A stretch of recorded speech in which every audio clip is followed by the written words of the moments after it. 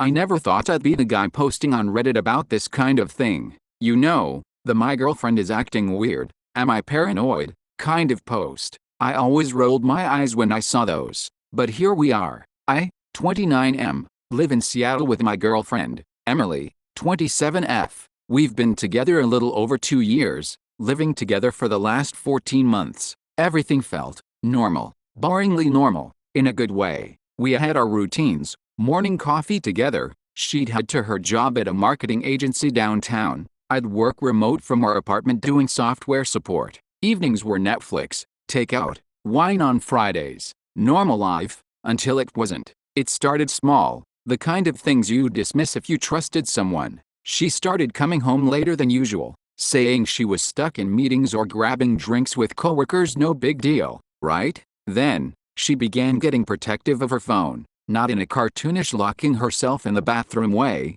but subtle. Screen always flipped down, quick swipes when notifications popped up. I told myself not to read into it. Everyone deserves privacy. Besides, Emily wasn't the type to cheat. She was grounded, the kind of person who cried over stray dogs and recycled everything. But I couldn't shake it. There was a tension I couldn't name. Her energy around me changed. She laughed less, touched me less, avoided eye contact when I'd ask simple questions like "how was work?" She'd give vague answers like "you know how Mondays are," and then change the subject. One Friday, she told me she'd be out late, drinks with a team to celebrate landing a big client. Cool, fine. But around 10 p.m., I realized I hadn't heard from her since she left. I texted her, "Hey, how's it going?" No reply. An hour passed. Then two. At 12:30 a.m. she texted back, "Sorry, just heading home." Phone died. That emoji? It felt so fake. She came home smelling like perfume that wasn't hers,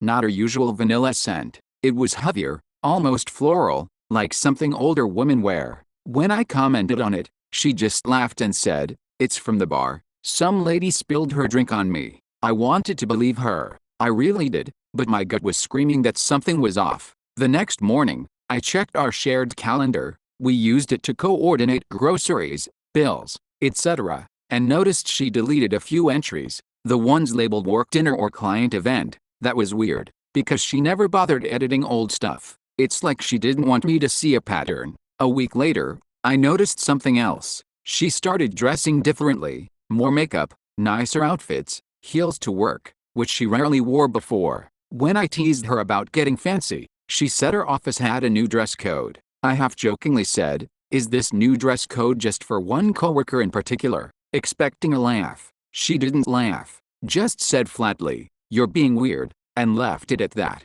The turning point came one night when she left her laptop open on the couch while she was in the shower. She usually kept it locked, but it must have glitched or something. I wasn't planning to snoop, seriously, but a notification popped up on the screen. Flight confirmation, Seattle to Portland. I blinked. She hadn't mentioned a trip. The email was from her personal Gmail, and the name on the reservation? Not Emily Davis. It was booked under Emma Dalton. At first, I thought it was a mistake. Maybe she booked something for a friend, or used an alias for points or something. But then my stomach dropped. Her phone name on AirDrop was Emma D. I'd seen it before when we tried to send photos. I just thought it was a quirk. She came out of the shower and saw me near her laptop. Her smile froze for a split second. "What are you doing?" "I was just checking the time." "Your screen was open." She nodded slowly, like she didn't believe me. "Don't mess with my stuff, okay?" Then she shut it and walked into the bedroom without another word.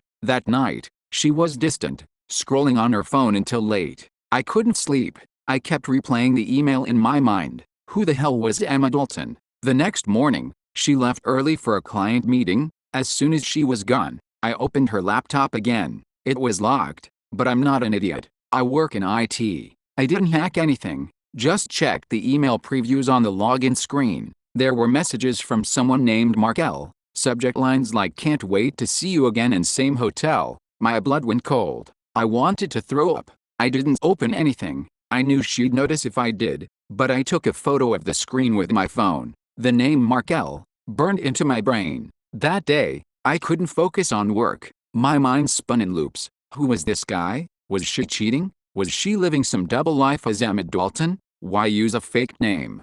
I started digging, quietly. I searched her Instagram for any tags, checked her Venmo history, private, of course, and even Googled Emma Dalton Seattle. To my shock, I found her LinkedIn profile. The photo was her, or at least, looked like her, slightly different hairstyle, different last name, but 100% her face. Her job title? Marketing consultant for small businesses, same field as her real job. But her listed company didn't exist. It was a shell. At that point, I felt like I was losing my mind. I screenshotted everything. Her fake LinkedIn, her flight email, the Mark L messages. I wasn't sure what to do with it. Confront her? Wait? Spy? It all felt wrong, but I couldn't stop. That weekend, she said she had to visit her mom in Tacoma. That was common. Her mom lived there, or at least I thought she did. But this time, I decided to test something. I said, cool, maybe I'll come with you and work from a cafe while you hang with her.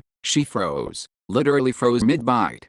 No, she's not feeling well. She just wants to rest. I'll just go for the day. I played dumb and nodded. But that Saturday morning, when she left, I didn't stay home. I waited 10 minutes, then grabbed my jacket and followed her car. It felt insane, like something out of a bad movie. She drove south on I-5, as expected, but halfway there, she took an exit toward the airport. My heart was pounding so hard I could barely grip the wheel. She parked in long-term parking, pulled out a small suitcase, and walked inside. I stayed far back, pretending to be on my phone. She went straight to the Alaska Airlines check-in kiosk, and I swear on my life, I saw the name on her ticket, Emma Dalton. She wasn't going to see her mom. She was flying to Portland. I didn't follow her past security. I couldn't. But I sat in my car afterward for almost an hour, just staring at the steering wheel. My girlfriend of 2 years, the woman I thought I knew, was apparently someone else entirely.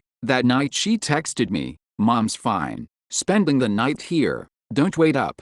I didn't reply. I just stared at her contact name, Emily, and all I could think was, who the hell are you really? When she came back the next evening, she was all smiles. She brought me a souvenir mug, even. See? Proof I was with Mom. I smiled, played along, but something in me had broken. I knew too much to pretend anymore. Over the next week, I started quietly collecting everything: photos, screenshots, notes. I even found the fake company's website in a Google cache. It listed her phone number, a different email, emmadaltonconsulting@gmail, and, get this, an address, not ours, an apartment complex in downtown Portland. I looked it up on Google Maps. It was real. I clicked Street View. My blood ran cold. I recognized her car in the parking lot. That night, I sat there, staring at the screen, realizing my girlfriend wasn't just cheating. She had another life, a whole other life in another city.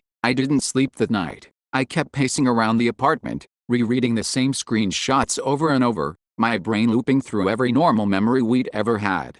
Her smile at breakfast, the way she'd hum while making coffee, the texts saying "be home soon." Every one of those now felt like a performance. By morning, I'd decided I couldn't just sit with it. I had to know. I had to see it for myself. So I did something I never thought I'd do. I took Monday off work, booked a same-day flight to Portland, and went there. I didn't even tell anyone. I just packed a backpack, grabbed my phone, and left. I landed around noon. The address from the fake company website led to a mid-range apartment complex in Pearl District, modern, quiet, expensive looking. I parked across the street, pretending to scroll my phone, and waited. At 12:40, I saw her, Emily, or Emma, I guess, walking out of the building in business clothes, holding a laptop bag. My stomach dropped so hard I actually had to sit down. She looked different, confident, like another person entirely. The way she carried herself, sharper,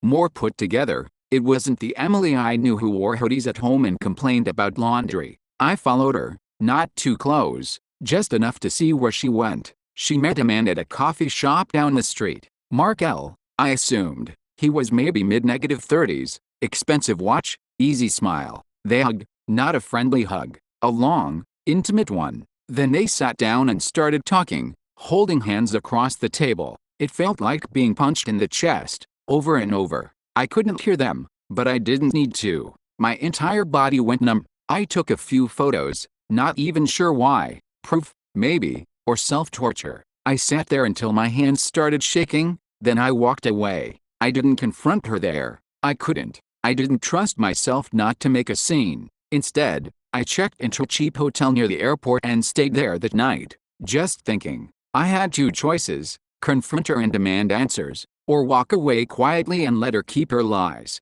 But I needed closure. I needed to hear her say it. So the next morning, I flew back to Seattle. When she got home that evening, everything seemed normal again. She kissed me on the cheek, dropped her bag, asked you if I wanted Thai for dinner. I said sure, and then, as calmly as I could, I asked, "How's Portland?" Her face froze. Would I kept my tone flat. "I saw your flight confirmation, Emma." She blinked, actually blinked like she couldn't process the words. Then she laughed, and nervous, brittle sound. "What are you talking about?" I pulled up my phone, showed her the photos, her in Portland, the fake LinkedIn, the company website, the apartment listing, even her car in the parking lot. The blood drained from her face. "Emily," I said, "or whatever your name is, just tell me what's going on." She sat down hard on the couch. For a long time, she didn't say anything. Then, finally, "I didn't mean for it to go this far." Her voice cracked. Turns out,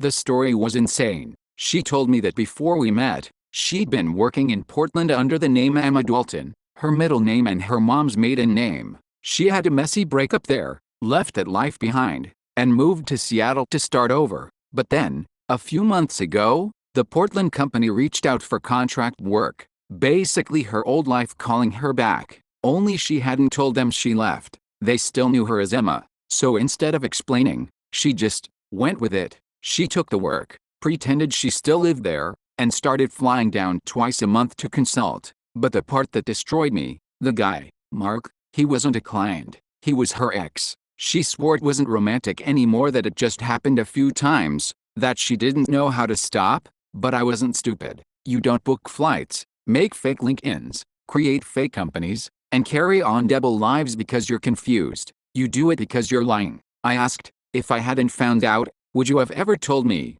She didn't answer. That was my answer. I just stood there for a while, staring at this person I thought I knew, realizing I didn't even know her real last name until that moment. Then I said, quietly, "I think you should go." She started crying, saying she'd move out, that she was sorry, that she never wanted to hurt me. I didn't yell. I didn't even cry. I just packed a bag and left. Stayed with a friend for a few nights while she moved her stuff out. When I came back, the apartment felt sterile, too quiet. I found a few of her things she'd missed: a hairbrush, a half-empty bottle of perfume, one of those mugs she'd bought me as proof of her lies. I threw them all in a box and left it outside. That was 2 months ago. She texted once, saying she hoped I was okay, that she was getting help and figuring herself out. I never replied. Sometimes I still wake up in the middle of the night thinking I hear her in the kitchen, humming. Then I remember that wasn't real. None of it was. I don't know if I'll ever fully trust someone again. But weirdly, I don't feel angry anymore, just tired. Like part of me is still sitting in that car outside the Portland apartment, staring at a version of the woman I loved who never really existed. TLDR, my girlfriend of 2 years was living a double life under a fake name in another city. When I found out, she admitted she'd been lying to everyone, including me, just to keep both worlds going. I ended it, and I'm still trying to figure out how to move on.